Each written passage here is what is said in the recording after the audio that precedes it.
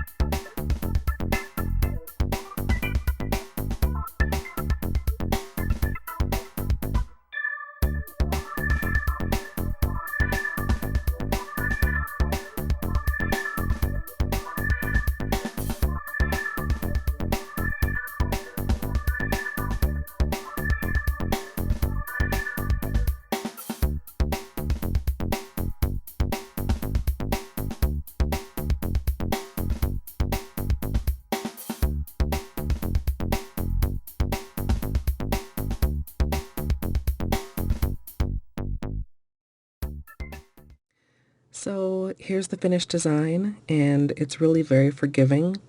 If you get finished and decide you want more of a particular color, you can certainly go back and add some more of that color. I did do a little bit of cleanup at the cuticle with a small brush and some polish remover.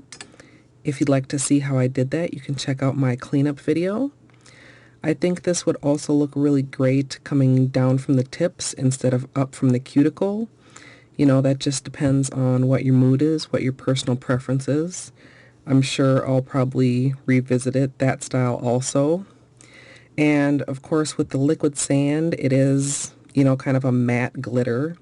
Depending on how many days I wear this, I may decide to add a top coat and make the whole thing glossy. But let me know what you all think of this Thanksgiving design.